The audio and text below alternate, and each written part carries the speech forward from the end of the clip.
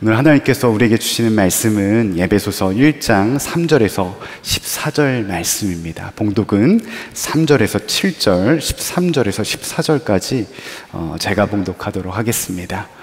찬송하리로다. 하나님 곧 우리 주 예수 그리스도의 아버지께서 그리스도 안에서 하늘에 속한 모든 신령한 복을 우리에게 주시되 곧 창세전에 그리스도 안에서 우리를 택하사 우리로 사랑 안에서 그 앞에 거룩하고 흠이 없게 하시려고 그 기쁘신 뜻대로 우리를 예정하사 예수 그리스도로 말미암아 자기의 아들들이 되게 하셨으니 이는 그가 사랑하시는 자 안에서 우리에게 거저 주시는 바 그의 은혜의 영광을 찬송하게 하려는 것이라.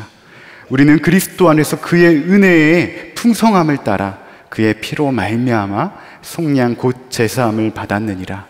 그 안에서 너희도 진리의 말씀 곧 너희의 구원의 복음을 듣고 그 안에서 또한 믿어 약속의 성령으로 인치심을 받았으니 이는 우리 기업의 보증이 되사 그 얻으실 것을 속량하시고 그의 영광을 찬송하게 하려 하심이라. 아멘. 하나님의 말씀입니다. 오늘 우리가 분명하게 기대할 것이 있습니다. 그것은 무엇이냐면 오늘 이 자리로 부르신 분이 주님이시고 우리에게 말씀하여 주시는 분 또한 주님이시라는 것입니다.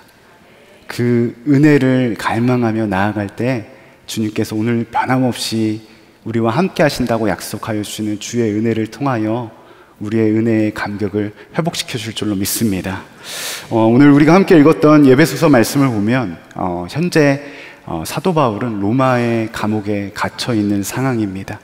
그가 지은 죄라고는 예수님을 하나님의 아들이라고 고백하고 무엇보다도 그 아들 되신 예수 그리스도를 통하여 놀라운 십자가의 복음의 은혜가 우리에게 허락되어 주셨다라는 그 복음을 전한 죄밖에 없습니다.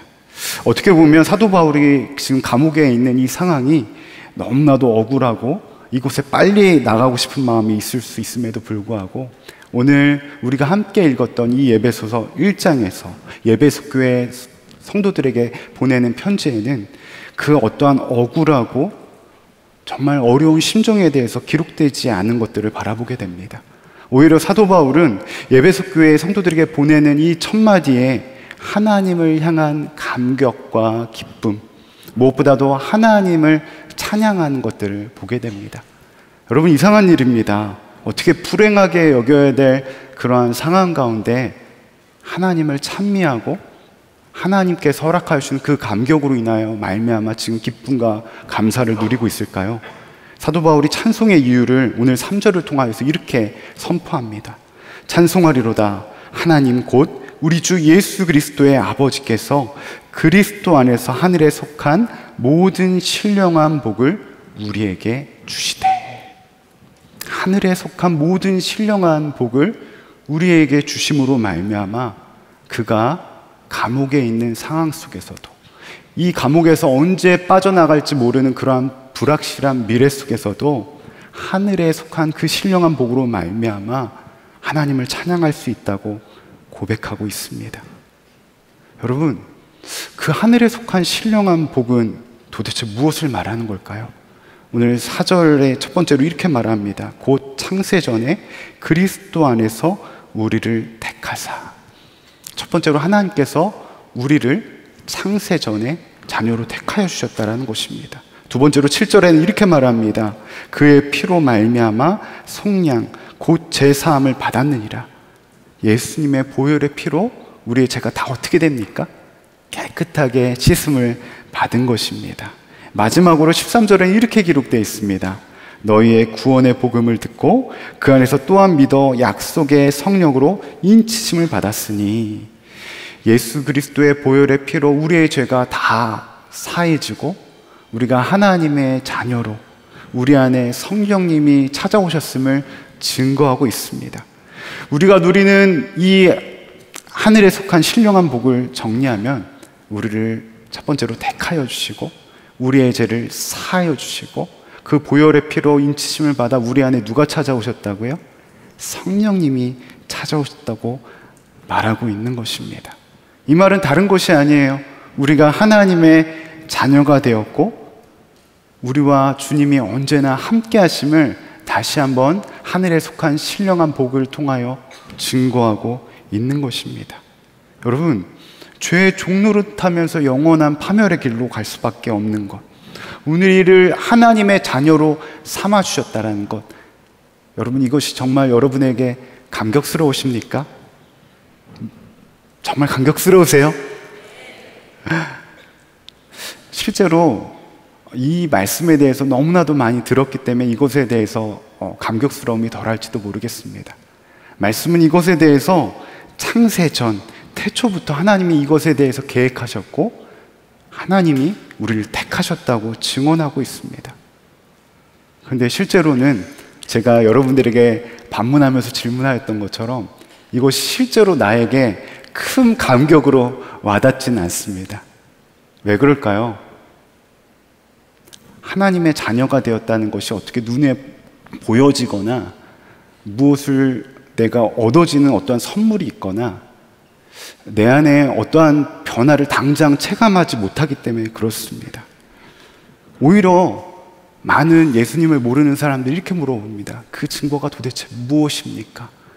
여러분, 예수님을 모르는 사람이, 예수님을 믿지 않는 사람들이 그 증거가 무엇이냐고 물어보면 무엇이라고 대답하시겠습니까? 저는 당당하게 이렇게 선포하고 싶습니다. 십자가에 못 박혀 돌아가신 예수 그리스도이십니다. 그 십자가를 보면 무엇을 볼 수 있는 것입니까? 우리의 믿음, 우리의 어떠한 행위를 보고 이 땅에 오셔서 우리를 위해 십자가에 못 박혀 돌아가신 것이 아니라 내가 어떠한 믿음 생활을 하는지 어떠한 신앙 생활을 하는지 보고 내가 너 구원해 줄게 이렇게 말씀해 주시는 분이 아니라 무조건적으로 무엇하기로 결정하신 거죠? 사랑하시기로 결론을 내리셨습니다. 그리고 우리를 하나님의 자녀로 삼으시기로 이미 창세전에 무엇 하셨다고요? 계획해 놓으셨습니다. 무조건 우리를 사랑하셔서 예수 그리스도를 이 땅에 보내주셔서 본질상의 진노의 자녀로 죄의 심판을 받을 수밖에 없는 우리를 죄에서 구원해 주셨다는 이 놀라운 사실, 예수님을 믿음으로 하나님의 자녀로 구원해 주셨다라는 놀라운 십자가의 사랑, 그러므로 이 자리에 앉아있는 여러분 한 사람 한 사람이 너무나도 특별합니다. 정말 감격스러우세요? 제가 봤을 때는 전혀 안 감격스러우신 것 같습니다. 옆에 있는 사람에게 이렇게 한번 고백해 볼까요? 당신은 특별합니다. 제가 계속해서 이렇게 질문하는 이유가 있습니다. 그것은 뭐냐면요, 우리 안에 정말로 하나님의 자녀가 되었다라는 것, 정말로 하나님이 창세전에 나를 택하여 주셨다는 것이 감격이 있으시냐고요. 정말로 많은 사람들이 이 말씀에 대해서는 너무나도 많이 들었고 많이 알고는 있지만 이 감격에 대해서 누리는 사람은 별로 없는 것들을 바라보게 됩니다. 어떻게 보면 많은 사람들이 더 혼란스러워해요. 어떻게 혼란스러워합니까? 어떻게 아무런 대가와 이유 없이 나를 사랑하여 줄 수 있지? 내가 지금 이렇게 살아가고 있는데 나를 사랑하신다고? 이 놀라운 십자가 사랑에 대해서 너무나도 무뎌 있을 때가 많이 있습니다. 심지어 내 스스로 자격이 없다고 말씀하여 주신 분도 계십니다. 여러분, 왜 그렇게 느끼죠?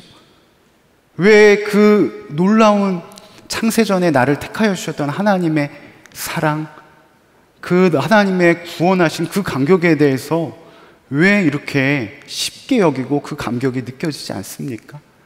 아니면 심지어 그 사랑에 대해서 난 사랑받을 자격이 없다고 왜 이렇게 얘기합니까?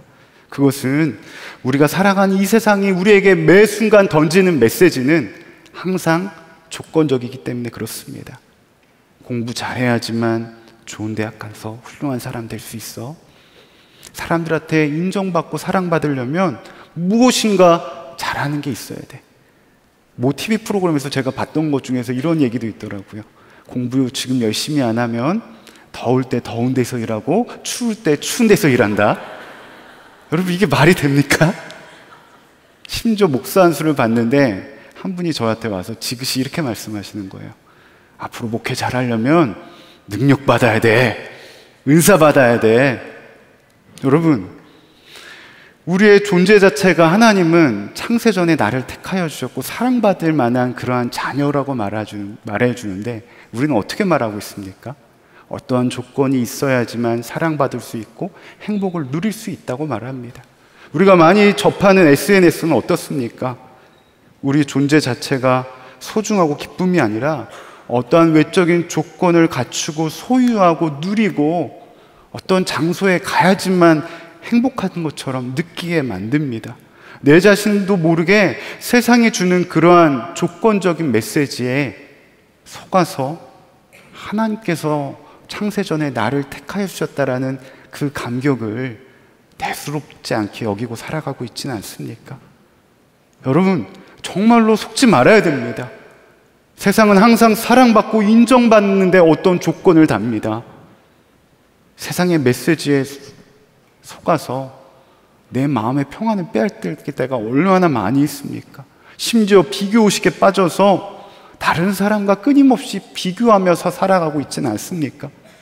상대적인 박탈감 가운데 마음 어려워하고 계신 분들 계시지 않습니까? 조금 부족해도 상관없어. 공부 못해도 괜찮아. 나는 있는 모습 그대로 너를 사랑한다. 내가 어떠한 형편에 있든지 내가 어떠한 상처를 가지고 있든지 나는 너를 사랑하기로 창세전에 결론을 내렸다. 이것이 하나님 아버지의 마음이 아닐까요? 이것이 하나님 아버지의 내 존재만으로 사랑한다라는 그 하나님의 완전한 사랑 아닐까요? 예레미야를 보세요. 예레미야를 하나님께서 이스라엘 선지자로 부르셨습니다. 예레미야 1장 4절에서 5절 말씀입니다. 여호와의 말씀이 내게 임하니라. 이르시되 내가 너를 모태에 짓기 전에 너를 알았고 내가 배에서 나오기 전에서 너를 설명하였고 너를 여러 나라의 선지자로 세웠나 하시기로. 하나님이 예레미야에게 놀라운 이야기를 해주십니다. 내가 모태에 어머니 뱃속에서부터 너를 향한 계획을 가지고 있었고 내가 너를 택하였다고 이야기하고 있습니다. 그런데 아까 앞서 우리가 읽었던 것처럼 예레미야가 뭐라고 말해요? 슬프소이다. 6절에 보면 내가 이르되 슬프도소이다. 주 여호와여 보소서 나는 아이라 말할 줄 알지 못하나이다. 예레미야의 반응이 왜 그렇습니까? 창세전에 너를 택하였고 너를 향한 계획이 있다고 말하는데 예레미야는 왜 슬프다고 말하고 있어요? 예레미야는 하나님이 자기에게 가진 특별한 무엇을 보고 나를 선택한 것이라고 오해하고 있기 때문에 그렇습니다. 나에게 어떠한 특별함이 없는 것처럼 보니까 나는 아이라 말할 수 없다고 고백하고 있는 것입니다. 여러분, 이 앞에 서 있는 목사인 저도 목사를 부르신 이유가 학교 다닐 때부터 보여준 어떠한 탁월함과 리더십이 있어서 너를 보고 택하였다고 말한다고 한다면 이 앞에 설 수 있는 목사가 몇 명이나 있을까요? 물론 다른 목사님들은 공부 잘하시는 분들 많이 있습니다. 어떤 외적인 조건과 능력이 있어서 이 자리에 설 수 있다고 하면 이 자리에 설 수 있는 사람이 몇 명이 있을까요? 아무도 이 자리에 서지 못할 것입니다. 실상 예레미야의 모습처럼 우리 또한 반응할 때가 많이 있지 않습니까? 창세전에 나를 택하셨다고 말씀하여 주시는 그 하나님의 말씀에 하나님 앞에서 내 자신의 부족함과 연약함에 반응하면서 나는 할 수 없어요. 나는 구원받은 자녀처럼 느껴지지 않아요. 하나님이 나를 떠나신 것처럼 느껴져요. 이렇게 말씀하시면서 어떠한 조건과 상황에 맞춰서 하나님을 판단하고 있지는 않습니까? 우리에게 허락하여 주시는 구원의 은혜는 내면에 어떠한 잠재되어 있는 어떤 능력이나 믿음이나 실력으로 우리에게 허락되어진 것이 아니라 오직 주의 놀라운 사랑과 그 은혜로 허락되어진 은혜입니다. 창세전에 나를 택하셨다라는 거예요. 그 감격이 있다면 내 모습, 지금의 상황, 지금의 형편 더 이상 문제될 것이 없는 것입니다.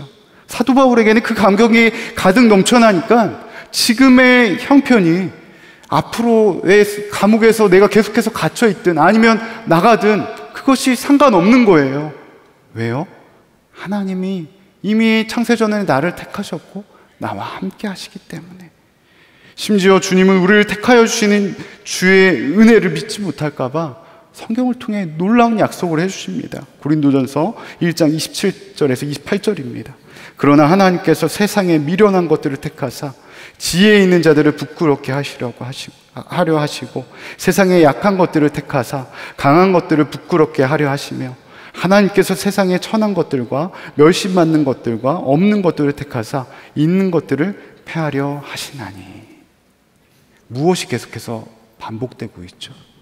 택하사, 미련하고 약한 자를 택하사, 세상에 약한 것들을 택하사, 세상에 천한 것들과 멸시받는 것들, 없는 것들을 택하사. 하나님은 말씀을 통하여서 우리의 있는 모습 그대로 사랑하시고 우리의 약함을, 부족함을 사용하신다고 끊임없이 말씀하시고 계십니다. 하나님의 자녀로 택하여 주셨다는 감격을 누리고 살아가고 있다고 한다면 삶 속에 감출 수 없는 반드시 나타나는 현상이 있습니다. 바로 오늘 이 말씀을 통하여서 우리의 어떠함과 상관없이 나를 택하여 주셨다고 약속해 주셨던 그 약속의 말씀을 통하여 내 안에 두려움, 염려, 어떤 비교의식, 열등감이 다 사라지게 된다는 겁니다. 세상의 모든 것을 창조하시고 모든 만물의 주관자이신 그 하나님이 나를 사랑하시고 택하셨다는 그 감격이 나의 연약함, 부족함, 열등감, 비교의식으로부터 자유케 된다는 것입니다. 그러나 반대로 그 사랑이 믿어지지 않으면 끊임없이 두려움과 열등감, 비교의식에 사로잡힐 수밖에 없는 것입니다. 여러분은 어느 편에 서 계십니까? 과거 단독 목회를 할 때였어요. 단독 목회를 할 때 당연히 교회 목회자가 혼자이기 때문에 새벽 기도, 수요 예배, 속회 예배, 주일 예배, 주일 전용 예배까지 많은 설교 사역을 감당해야 했습니다. 말씀 사역을 감당할 때마다 끝나고 항상 아내에게 물어보는 것이 있었어요. 여보, 오늘 내 설교 어땠어? 저는 아내의 반응을 항상 기다리는 그 답변이 있었습니다. 오늘 당신 설교 최고였어. 오늘 설교 정말 은혜스러웠어. 늘 아내에게 그 이야기를 왜 듣고 싶어 했는지 지금은 잘 모르겠습니다. 근데 항상 들었어야 됐습니다. 왜 그랬냐면 그 답변이 제 자신의 목회의 평가이고 인정받는 말이고 그 칭찬이 목회의 상급이라고 생각했기 때문에 그렇습니다. 이렇게 단독 목회를 이제 시작한 지 한 6개월이 지났을 때였어요. 아내가 어느 날 조용히 저에게 말하는 것입니다. 여보, 오늘도 똑같은 질문 할 거지, 나한테. 이제는 나한테 더 이상 그 설교 어땠어? 라는 질문 안 하면 안 돼. 이러는 겁니다. 그 순간 제 마음이 어땠을까요? 무너지는 것 같았어요. 왜냐하면 나의 상급, 나의 칭찬, 그것을 통하여서 목회를 잘하고 있다고 혼자서 계속해서 그것에 대해서 마음을 놓지 못하고 있었거든요. 그러면서 아내가 이런 얘기하는 거예요.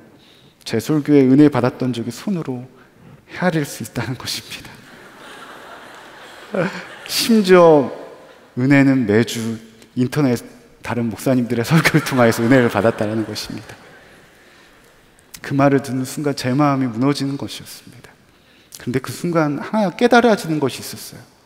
아, 내 안에 하나님께서 나를 목회자로 부르셨다라는 그 부름에 있어서 분명한 믿음이 없구나.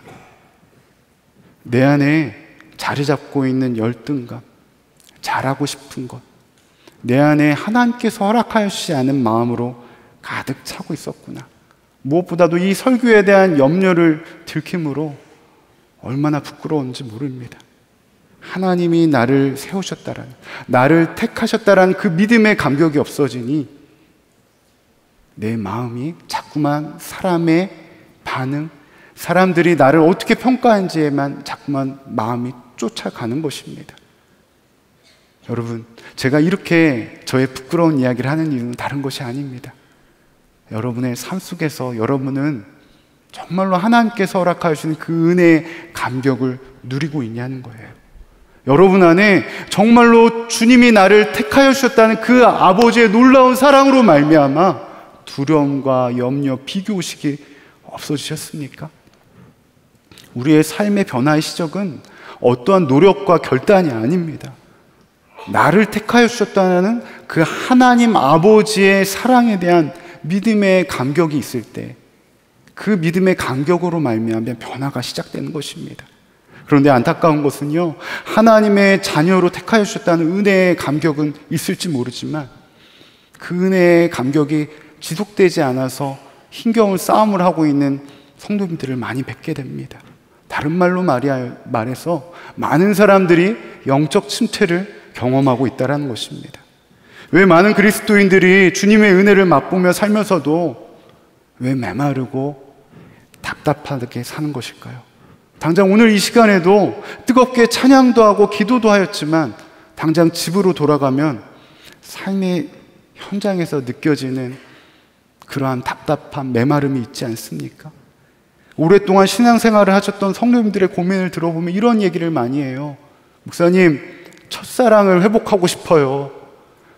제 안에 어느 순간 그 첫사랑이 식어진 것들을 바라보게 돼요. 심지어 예배를 드려도 맹숭맹숭하고 열정도 없고 기쁨도 없습니다. 어느 순간 예배의 자리에 나아가는 것이 나에게 무거운 짐처럼 여겨지시는 분도 계십니다. 여러분, 무엇이 문제입니까? 하나님이 우리에게 은혜를 안 베풀어 주셔서입니까? 주님이 잠깐 다른 곳에 가셔서 우리에게 은혜가 없는 것입니까? 아닙니다. 우리 안에 주님이 허락하여 주시는 은혜와 감격이 식어지고 무너지는 것은 주님의 은혜가 부족해서가 아니라 내 안에 주님과의 관계가 멀어지는 그 영적 침체의 신호가 분명히 있었을 텐데 그 신호에 있어서 반응하지 못한 대가입니다. 부부 사이가 관계가 어려움이 있을 때 가장 먼저 첫 번째로 나타나는 것이 무엇입니까? 소통이 단절이 됩니다. 동일합니다. 주님이 나에게 허락하여 주신 은혜에 대한 감격이 무뎌지기 시작할 때 분명하게 나타난 신호가 있을 것입니다. 그것에 있어서 방치해서는 안 됩니다. 지난 여름 말씀 기도회 때 은혜의 감격이 무너진 신호에 대해서 정확하게 말씀해 주는 성경 구절이 있었습니다.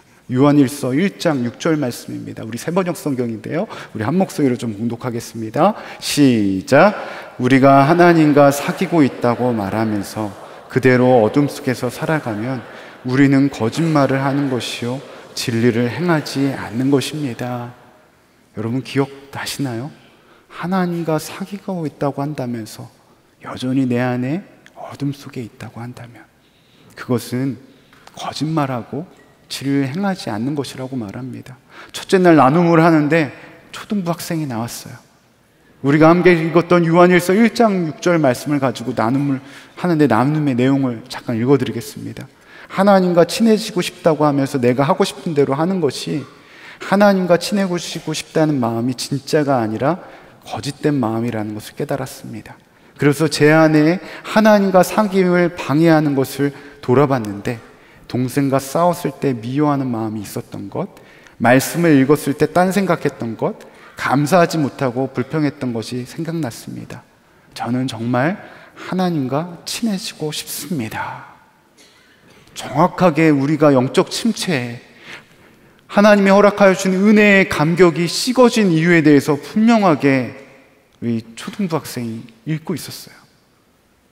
여러분, 우리가 주님께서 허락하신 은혜와 감격이 식어지는 것은 다른 곳에 이유가 있지 않습니다.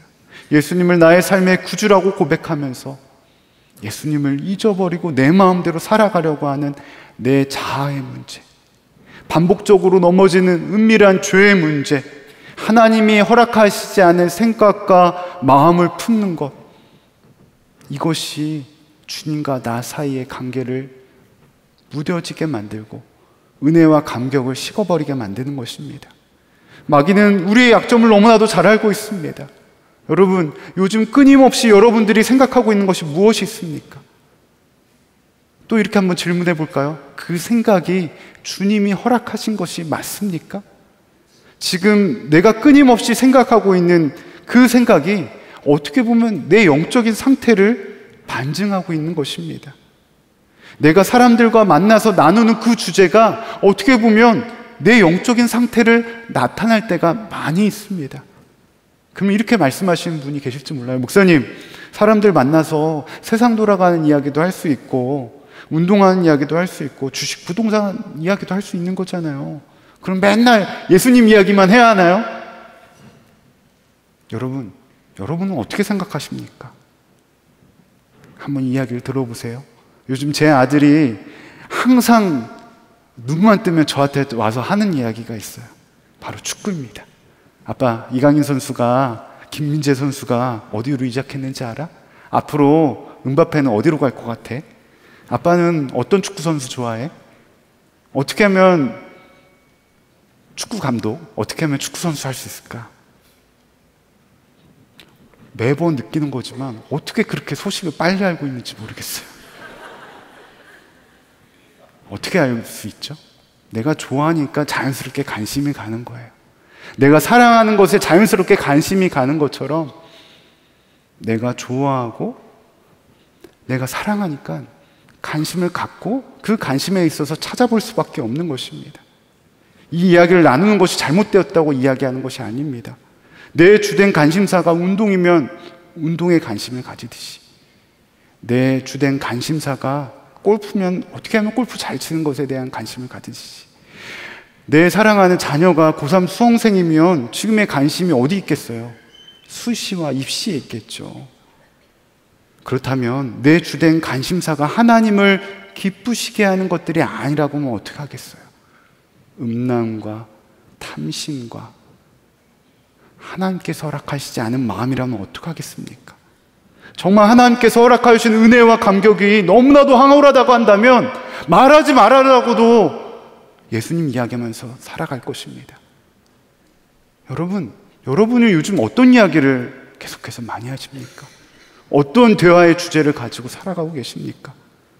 댐에 작은 구멍이 생기는 것을 소홀히 여기면 결국 댐이 무너지는 것처럼, 암이 아무리 작은 암세포라고 하더라도 이것이 생기면 암인 것처럼 작게 여길 것이 따로 있는 것이 아닙니다.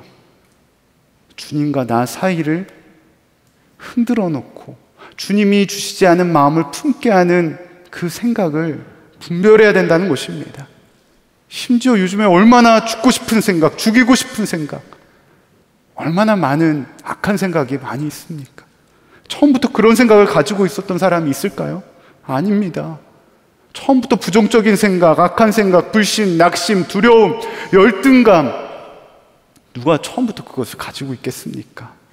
별의별 악한 생각을 계속해서 마귀가, 사단이 우리에게 넣어주니 그것에 대해서 분별하지 못하고 그것을 품으니 그것이 실제가 되고 있는 것입니다. 그 하나님께서 허락하여 주시지 않은 그 생각이 주님께서 나에게 허락되어 주는 그 은혜와 감격을 메마르게 만드는 것입니다. 그리고 내 안에 그 메마르게 된 것으로 말미암아 견고한 진이 생기고 은혜가 들어갈 수 없는 완고함이 생기게 되는 것입니다. 여러분, 잊지 말아야 됩니다. 우리는 창세전에 하나님으로 택함을 받았고 예수 그리스도를 믿음으로 우리의 죄가 사여졌고 하나님의 자녀로 인치심을 받아 우리는 성령 받은 자가 되었습니다. 정말 내 안에 성령님이 내주하시는 그 믿음이 있다고 한다면 내 안에 성령님이 계신데 어떻게 함부로 말할 수 있겠습니까? 내 안에 성령님이 계신데 어떻게 함부로 행동할 수 있겠습니까? 내 안에 성령님이 계신데 어떻게 뻔히 죄인 줄 알면서 죄에 대해서 민감하게 반응하지 않을 수 있겠습니까? 내 안에 계신 성령님을 향한 은혜와 감격이 묻어지면서 은밀한 죄의 종로를 타는 것입니다. 왜 첫사랑이 식어버리겠어요?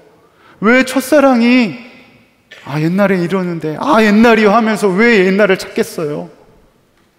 이미 허락되어주는 놀라운 주의 은혜의 감격입니다. 자꾸만 헛되고 더러운 생각에 자꾸만 틈을 주니 그 틈이 나의 마음을 완고하게 만드는 것입니다. 그러므로 사랑하는 여러분, 여러분의 마음의 생각과 마음의 동기를 주님 앞에서 점검하는 저와 여러분 되시기 바랍니다. 이스라엘 백성을 보세요. 출애굽 이후에 불과 몇 개월 전만 해도 강야에서 마실 물과 먹을 것이 없어 물과 먹을 것을 달라고 하나님께 은혜와 도우심을 구하는 상황이었습니다. 그들이 처음 하늘에서 내리는 만나를 먹었을 때 이스라엘 백성이 얼마나 하나님의 은혜에 감격했는지 만나를 꿀로 만든 과자로 표현합니다. 그런데 배고픔이 해결되니 이 만나를 어떻게 표현합니까? 민수기 21장 5절에 이렇게 표현합니다. 백성이 하나님과 모세를 향하여 원망하되 어찌하여 우리를 애굽에서 인도해내어 이 강야에서 죽게 하는가? 이곳에는 먹을 것도 없고 물도 없도다. 우리의 마음이 이 하찮은 음식을 싫어하노라 하매. 하나님께서 허락하시는 만나를 뭐라고 말해요? 하찮은 음식이라고 표현합니다. 심지어 싫다고 말합니다. 여러분, 모세를 원망하는 것처럼 보이지만 실상 누구를 원망하고 있는 것입니까? 지금까지 인도하신 하나님을 원망하는 거예요. 출애굽을 원했던 이들은 누구였습니까? 이스라엘 백성이었어요. 이스라엘 백성이 하나님의 은혜를 경험하지 못해서 만나를 하찮은 음식이라고 표현하는 것입니까? 아닙니다. 출애굽부터 홍해를 가르시고 불기둥과 구름기둥으로 인도하여 주시는 놀라운 은혜의 역사를 이미 매 순간 경험하였습니다. 하지만 그들의 마음 가운데 불평과 원망이 찾아오자 하나님께 허락하여 주시는 만나의 은혜의 감격이 사라졌습니다. 한순간에 꿀로 만든 과자가 하찮은 음식이 되어버렸습니다. 그들의 마음에 원망만 있습니다. 결국 이스라엘 백성을 향한 하나님의 인도하심은 있었지만 그들은 어떻게 됩니까? 약속의 땅에 들어가지 못합니다. 동일합니다. 우리의 마음에 드는 생각을 분별하지 못하면 끊임없는 불평에 사로잡혀 하나님께서 허락하여 주시는 은혜를 하찮게 여기게 된다는 거예요.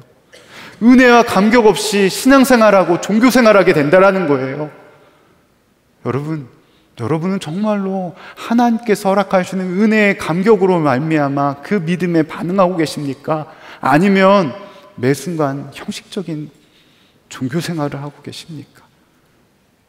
정말로 이것에 대해서 은혜와 감격이 오늘 이 밤에 내 안에 있는지에 대해서 점검해야 될 것입니다.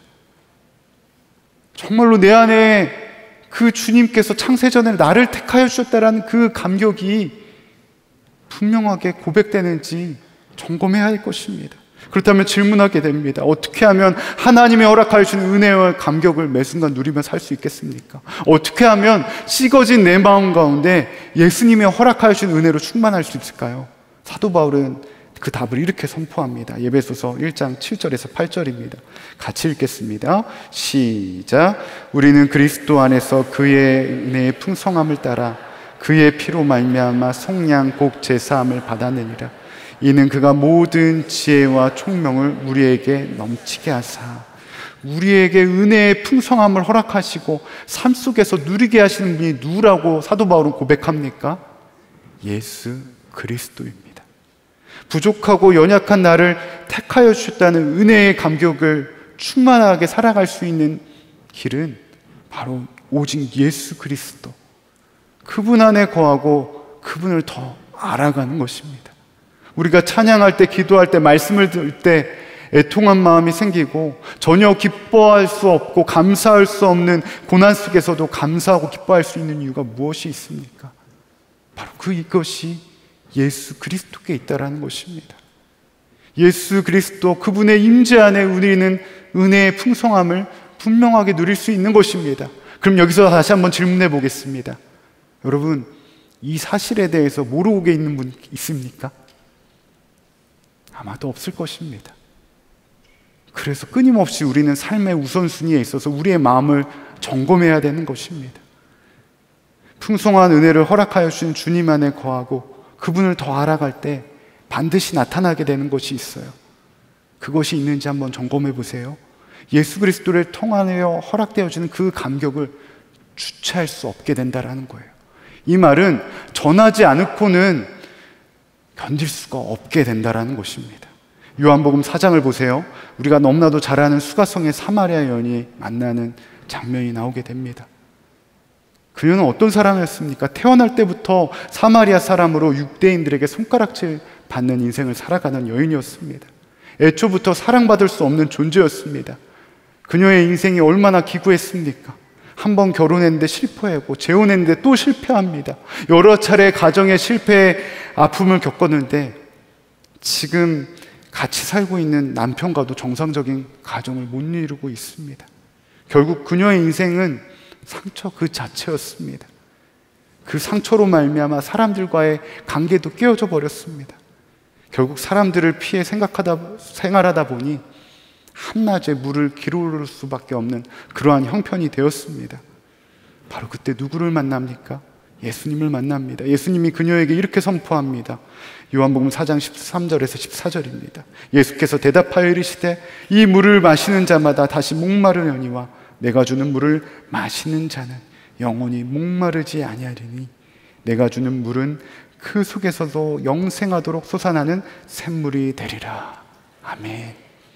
그렇습니다. 예수님은 사마리아 여인을 만나 영원히 목마르지 않은 은혜의 생명수를 허락하여 주셨습니다.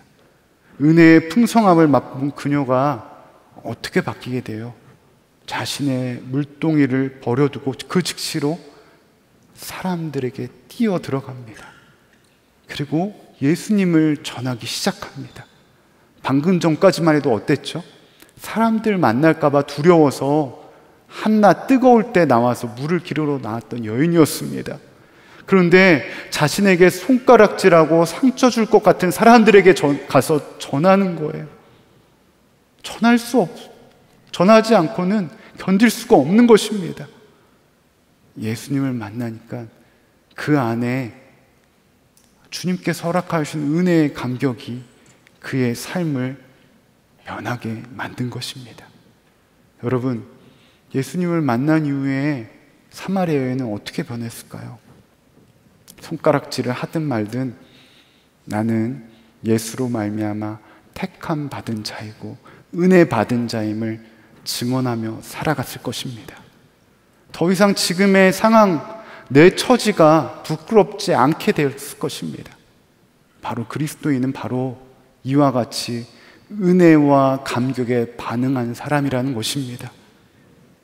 여러분, 정말로 그 은혜의 감격에 있어서 전할 수 없는, 전하지 않고는 견딜 수 없는 그 뜨거운 은혜가 내 안에 있으십니까?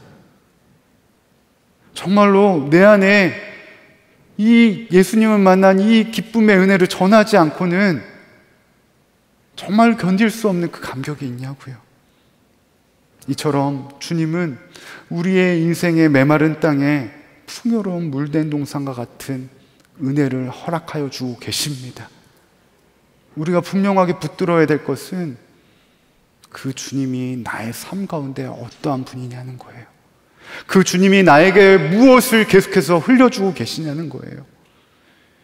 예수님을 통해 은혜와 감격이 회복되니 더 이상 자신의 처지와 환경을 지배받지 않게 된 사마리아 여인처럼 우리에게 끊임없이 물된 동산과 같은 은혜를 허락하기 원하시는 분이 주님이십니다. 그 생수를 공급하여 주는 주님의 은혜를 누리기 위해서 끊임없이 우리는 질문해야 합니다. 내 삶 가운데 주님은 어디 계시는가? 내 삶 가운데 그 주님으로부터 공급되어 준 은혜를 나는 어떻게 누리고 있는가? 점검해야 합니다. 그런데 말씀을 준비하면서 계속해서 고민하게 된 부분들이 있었습니다. 이 사실을 우리 함께 크리틱하는 목사님들과도 함께 나누는데요, 한 가지 고민된 것은 바로 이것이었습니다. 문제는 정말 주님과 실제로 은혜의 감격을 누리고 있을 때는 괜찮지만 여전히 변화되지 않는 상황과 환경은 어떻게 해야 되냐는 거예요.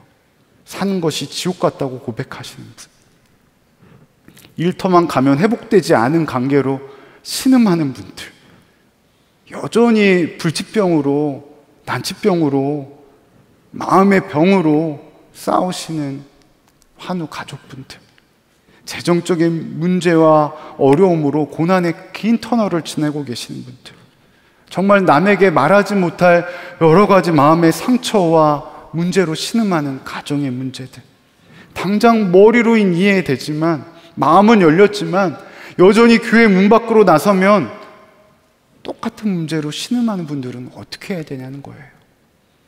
여러분, 어떻게 해야 될까요? 여러분에게도 동일하게 질문하고 싶습니다. 내 주변에 은혜와 감격을 누려야 돼.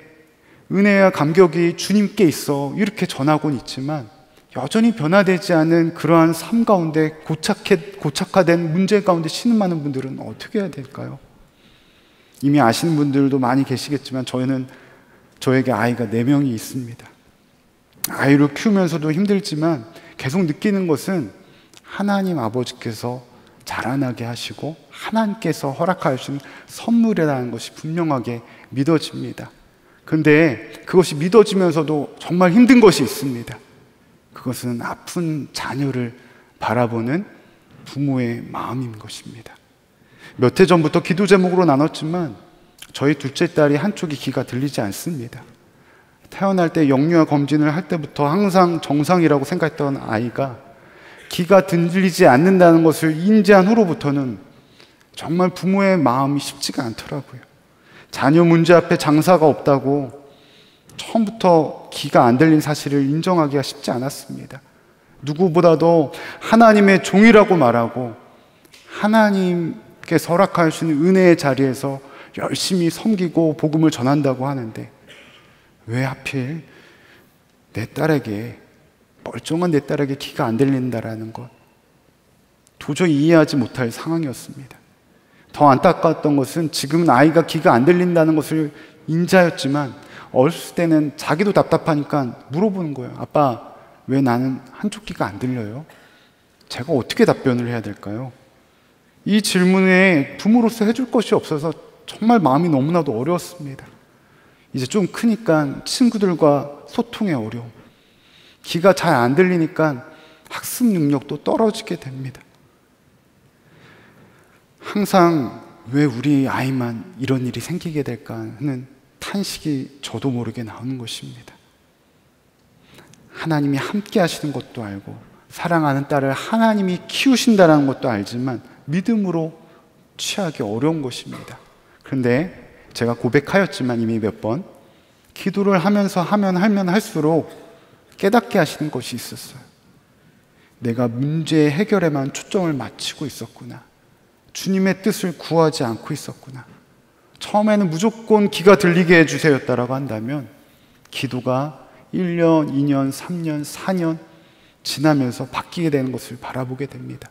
무조건 하나님 귀 들려주게 해주세요가 아니라 하나님, 사랑하는 딸을 통하여서 하나님 원하시는 것이 무엇입니까? 하나님의 뜻대로 살기 원합니다. 세상 소리나 말이 잘 듣지 못해도 하나님의 말씀을 듣는 아이면 충분하다는 고백을 하게 되는 거예요. 여러분, 어떻게 이렇게 기도가 바뀔 수 있을까요? 초점을 나의 문제에 맞추지 않고 예수님께로 맞추니까 나의 기도를 변화시켜 주시는 주님을 바라보게 됩니다. 여기까지는 정말 좋았어요. 근데 문제는 말씀을 준비하는 그러한 가정 가운데 병원에서 약속한 시기가 왔습니다. 그 시기는 이 딸 아이를 귀를 수술을 할 건지 수술을 하지 않을 건지 결정해야 될 시기가 온 거예요. 하필 말씀을 준비하는 가정 가운데 그 검진을 하러 가게 되었습니다. 검진을 가는 그 가정 가운데 많은 생각이 들었어요. 수술을 해야 될까? 수술을 하지 말아야 될까? 검진을 갔는데 똑같은 이야기를 합니다. 100% 수술을 하더라도 들리는 것이 아니라 30% 확률만 들릴 수 있는 상황이 있다는 거예요. 더 안 좋게 될 경우에는 한쪽 귀가 아예 들리지 않을 수 있는 상황도 와서 아이가 장애 등급을 받아야 될지도 모른다라는 것입니다.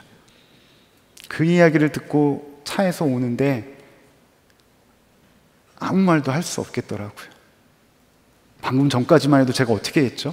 하나님의 뜻을 알아가고 하나님의 계획하심에 대해서 기대한다고 얘기했잖아요.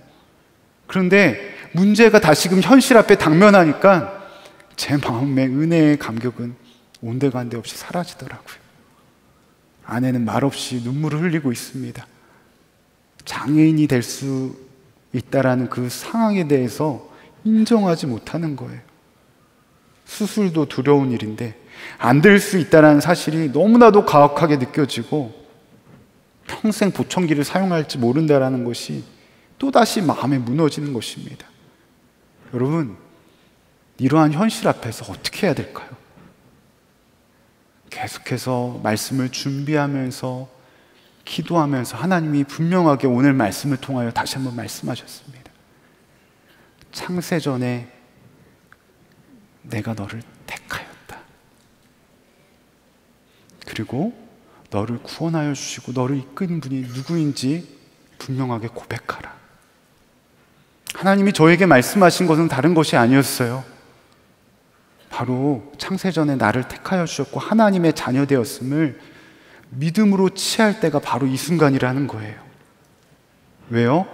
창세전에 나를 택하신 분이 우리의 인생을 남몰라라 하시는 분이십니까? 아닙니다. 창세전에 나를 택하신 분이 나의 인생 마지막까지도 책임지시는 분이 하나님이십니다. 그리고 우리를 가장 잘 아시고 가장 선한 길로 인도하신 분 또한 하나님이십니다. 12의 연루증을 알아온 여인이 예수님의 옷자락을 붙잡았던 것처럼 자신의 병든 하인을 위해 예수님을 찾아온 이 백부장의 믿음처럼 은혜의 풍성함을 허락하여 주시는 그 주님께 믿음을 사용할 때가 바로 이때라고 하나님은 저에게 분명하게 말씀하여 주셨어요. 사랑하는 여러분, 동일합니다. 여전히 변화되어지지 않는 상황에 신음하고 계십니까? 여전히 해결되지 않을 것 같은 가정의 문제로 우리 가정 망했구나, 파탄됐구나 이미 포기하고 낙심하신 분들 계십니까? 여러분, 이때를 위한 은혜를 주님은 이미 허락하여 주셨고 이때를 향한 믿음을 우리에게 허락하여 주신 줄로 믿습니다. 우리가 해야 될 것은 무엇입니까? 믿음을 가지고 취하는 거예요. 믿음을 가지고 결단하는 거예요. 우리는 매 순간 은혜의 감격 가운데 살아갈 것인가? 아니면 영적인 침체 가운데 아무런 감격 없이 맹숭맹숭 종교 생활을 해야 할 것인가? 선택해야 합니다. 대표적인 증인을 소개하고 싶어요. 누가 있습니까? 다니엘입니다. 다니엘을 보세요. 바벨론으로 포로로 붙잡혀 간 다음에 다니엘에게는 나라가 언제 회복될지 모르는 그러한 불확실한 상황 가운데 있습니다. 포로로 끌려간 그러한 왕궁 생활에서 다니엘에게 가장 좋은 선택지는 무엇일까요? 바로 바벨론 관리들에게 잘 보여서 그의 신분이 포로에서 벗어나는 것일 것입니다. 그런데 그가 어떻게 행합니까? 다니엘서 1장 8절.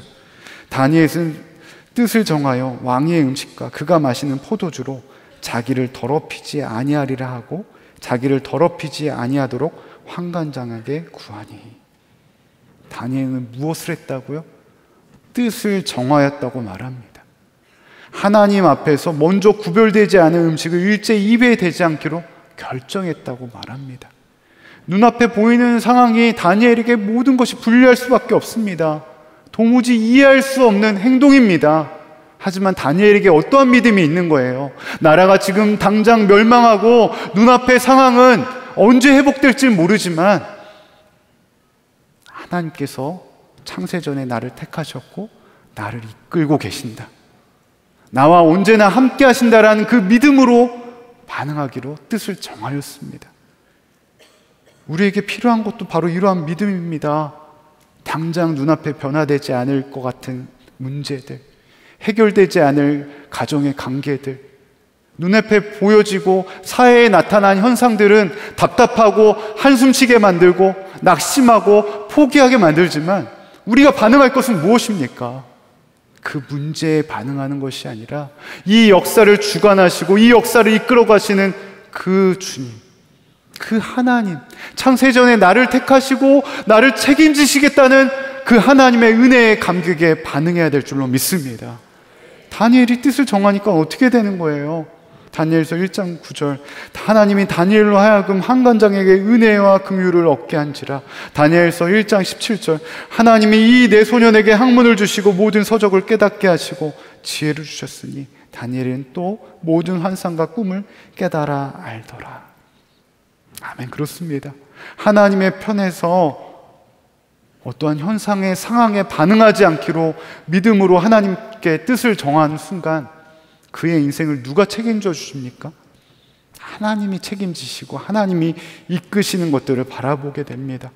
여러분, 다니엘이 특별해서였나요? 아니에요. 다니엘서는 끊임없이 다니엘의 새 친구를 통하여서도 다니엘이 특별해서가 아니라는 것에 대해서 증언합니다. 다니엘의 새 친구들, 느부갓네살 왕의 금신상에 절하는 명령에 그들은 어떻게 반응합니까? 뜨거운 풀무불에 들어갈 수밖에 없는 상황 가운데 그들의 믿음의 고백을 보세요. 다니엘서 3장 17절에서 18절입니다. 왕이여, 우리가 섬기는 하나님이 계시단다면 우리는 맹렬히 타는 풀무불 가운데서도 능히 건져내시겠고 왕의 손에서도 건져내시다. 그렇게 하지 아니하실지라도 왕이여, 우리가 왕의 신들을 섬기지도 아니하고 왕이 세우신 금신상에게도 절하지 아니할 줄을 아옵소서. 여러분, 우리에게 이러한 믿음이 있으십니까? 이러한 은혜의 감격이 있으십니까? 하나님이 어디 안 계신 것 같은 상황 속에서도 믿음으로 반응할 때 그들은 놀랍게도 풀무불 속에서 살아계신 하나님을 만나게 됩니다. 그들이 어떻게 해서든지 풀무불에 벗어나려고 발버둥쳤다고 한다면 풀무불에서 하나님의 임재를 경험하지 못했을 것입니다. 그렇습니다. 변화되지 않을 것 같은 곡작화된 그러한 문제 앞에서 너무나도 작아 보이는 믿음이지만 그 믿음을 사용할 때 하나님은 그 믿음을 기쁘시게 여기실 줄로 믿습니다. 더 나아가 그 믿음을 통하여 일하시는 하나님이라는 거예요. 제가 단독 목회를 정말 힘들게 하고 있을 때, 이제는 안 되겠다, 여기를 빨리 떠나야겠다고 생각했을 때 한 목사님이 저에게 이런 얘기를 해주셨어요. 벼랑 끝에서 도우시는 하나님의 은혜를 경험하기 위해서는 실제로 목사님, 벼랑 끝에 서봐야 합니다. 벼랑 끝은 하나님의 은혜와 하나님께서 허락하여 주시는 놀라운 계획을 경험할 수 있는 자리라는 거예요. 여러분에게도 동일하게 질문하고 싶어요. 여러분에게 벼랑 끝은 어디입니까? 내 안에 여전히 벼랑 끝에 서기 싫어서 피하고 싶어서 계속해서 도망가고 있는 마음들이 있지 않습니까? 벼랑 끝에 서게 될 때 그 벼랑 끝에서 나를 도우시는 하나님, 나를 붙드시는 은혜를 경험할 수 있는 것입니다. 문제가, 고난이, 어떠한 나의 신앙의 영적인 침체가 나를 힘들게 하고 나를 좌절하게 하는 것이 아니라 그 고난의 현장을 통하여서, 그 영적인 침체를 통하여서 하나님을 경험할 수 있는 은혜의 기회라는 것입니다. 사랑하는 여러분, 오늘도 변함없이 주님은 우리에게 동일하게 말씀하십니다. 창세전에 너를 택하였다. 내가 너를 이끌고 있다. 우리는 어떠한 음성에 귀 기울이고 있습니까? 말씀을 정리합니다. 여러분, 우리는 어떠한 은혜와 감격을 누리고 있습니까? 세상은 돈과 지위로 사람을 움직이는 것처럼 보이게 만들고, 때로는 악한 자가 내 삶을 움직이는 것처럼 보이고, 내 질병이 내 삶을 움직이는 것 같지만 절대 그렇지 않습니다. 오늘 우리가 회복되어질 은혜와 감격은 무엇이 있습니까? 창세전에 주님이 나를 택하셨고 나를 향한 계획이 있다. 우리가 당하는 그 어려움, 죽을 것 같은 그 시간 속에서도 우리가 죽지 않고 살아서 이 자리에 있는 것, 누구 때문입니까? 예수 그리스도.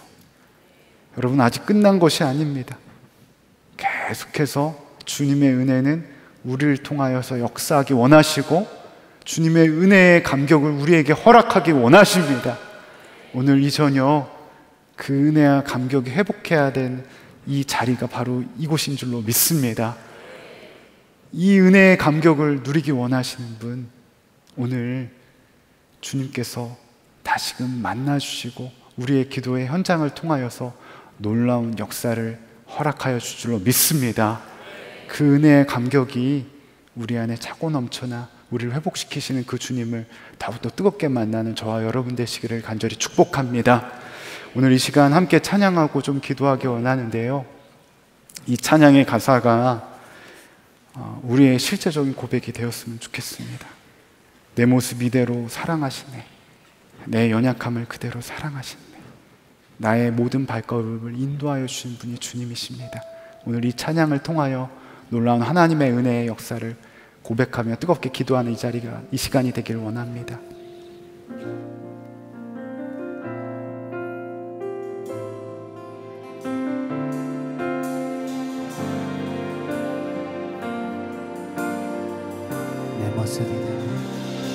내 모습 이대로 사랑하시네.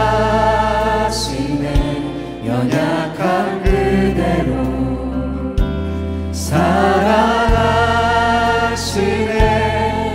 나의 모든 발걸음 주가 하시나니 날 인도하소서. 내 모습 이대로 사랑하십니다. 사랑하시네. 연약한 그대로 사랑하시네. 나의 모든 발걸음 주가 하시나니 날 인도하소서. 주의 날개 아래 거하는 것, 주의 임재 안에 거하는 것, 나의 가장 큰 소망, 나의 가장 큰 은혜, 주와 함께 동행하느니 주의 날개 아래 거하는 것, 주의 임재 안에 거하는 것, 나의 가장 큰 소망, 나의 가장 큰 은혜, 주와 함께 동행하느니 내 모습 이대로 내 모습이 우리 다 함께 두 손 높게 들고 고백하겠습니다. 사랑하시네. 연약한 그대로 사랑하시네. 나의 모든 발걸음 주가 하시나니 날 인도하소서. 주의 날개 아래 거하는 것, 주의 임재 안에 거하는 것, 나의 가장 큰 소망, 나의 가장 큰 은혜, 주와 함께 동행하느니 주의 날개 아래 거하는 것, 주의 임재 안에 거하는 것, 나의 가장 큰 소망, 나의 가장 큰 은혜, 주와 함께 동행하는 주의 날개 아래 거하는 것, 주의 날개 아래 거하는 것, 주의 임재 안에 거하는 것, 나의 가장 큰 소망, 나의 가장 큰 은혜,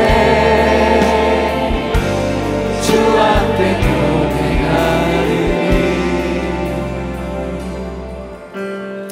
이 시간 우리 다 함께 기도하며 나아갈 때 이 시간 첫 번째로 여러분 하나님의 은혜와 감격을 빼앗는 것이 무엇이 있습니까?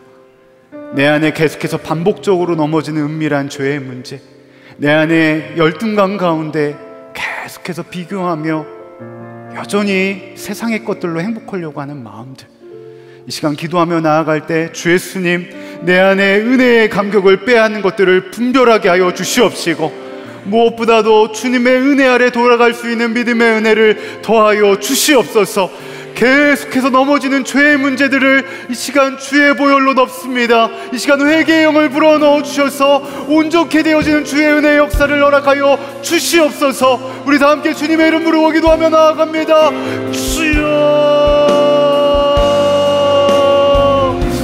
주님, 내 안에 아버지 은혜의 감격을 빼앗는 것들을 이 시간 분별하며 나아갑니다.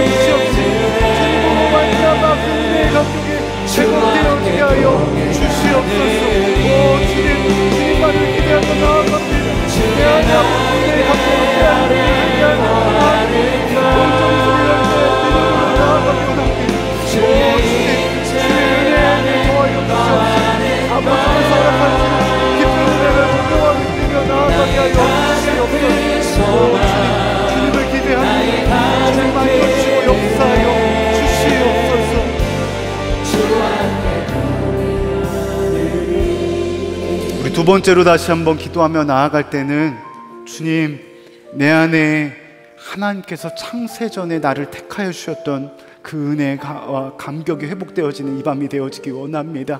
내 안에 계속해서 주님과 나 사이에 의심되어지는 그러한 마음들이 있습니까? 나의 모습을 보면서 나 같은 사람이 하나님의 자녀로 구원받을 수 있을까? 나 같은 사람이 회복할 수 있을까 하는 그러한 영적인 침체 가운데 있습니까? 여러분, 속지 마십시오. 이미 우리에게 허락되어 주는 놀라운 십자가의 은혜입니다.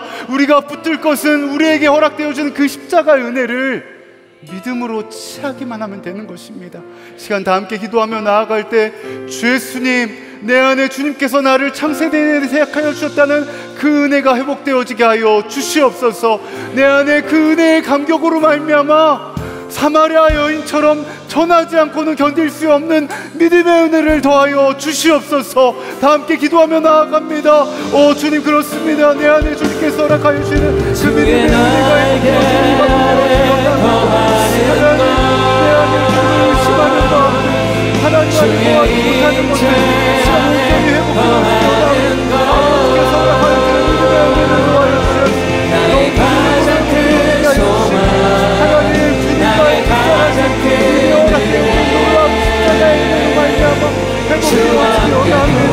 하나님, 더 이상 의심하지 않겠습니다. 더 이상 하나님, 아버지 주님에 대해서 의심하지 않겠습니다.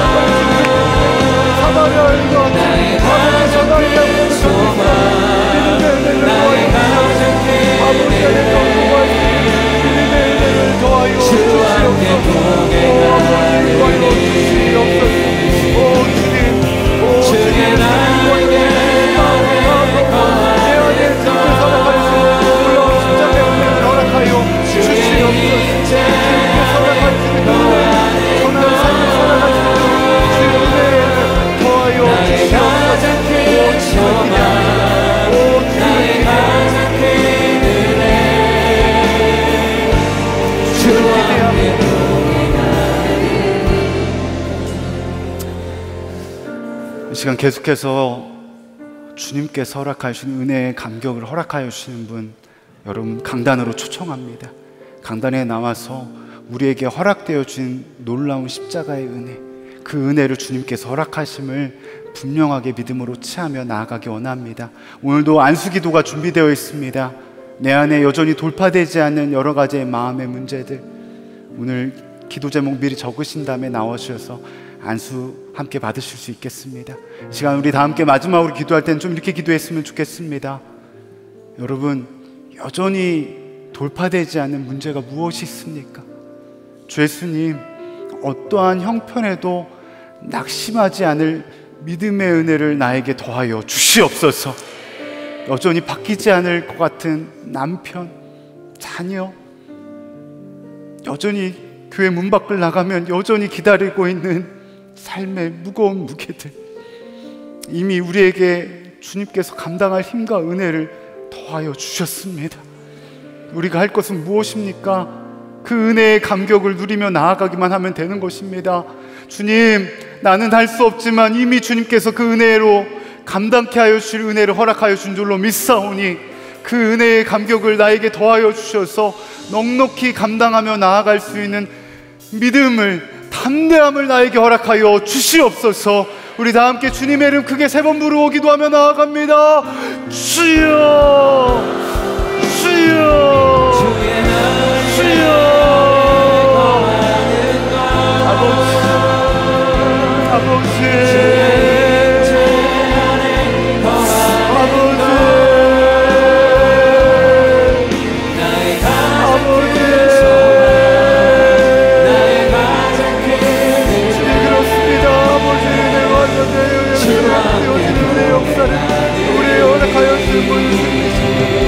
하나님, 나에게 믿음의 은혜를 주시옵소서. 나에게 돌파할 수 있는 은혜의 감격을 허락하여 주시옵소서.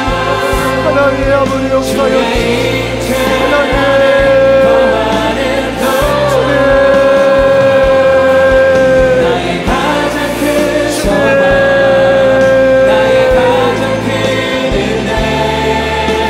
주님, 진정으로 내가 회복되어지려 나오니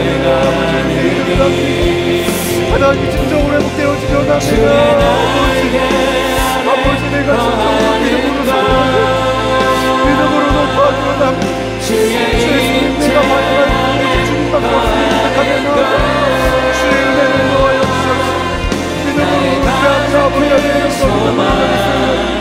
하나님 하나님, 내가 따라하여 나오고 아버지께서 허락하여 주는 은혜를 감당하며 나아가려 아버지, 주님의 은혜를 간직하며 나아갑니다.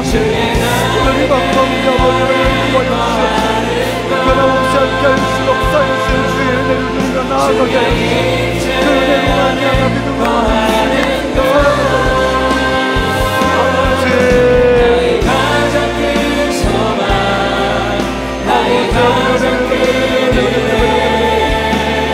아버지, 함께 하여 주시옵소서.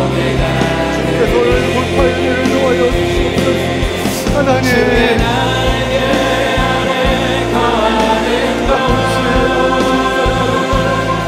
아버지, 내가 의로움을 세우며 나아가며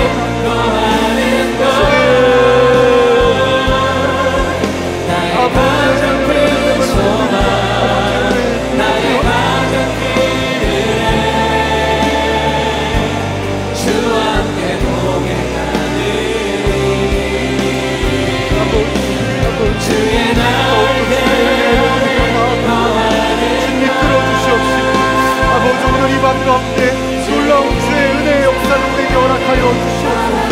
우리의 아버지, 막혀있는 모든 무거운 짐들, 막혀있는 마음의 어려움들 예수 이름으로 돌파되어지게 하여 주시옵소서. 주님을 기대합니다. 주님을 기대합니다. 주님을 기대합니다. 주님 역사하여 주시옵소서. 주여.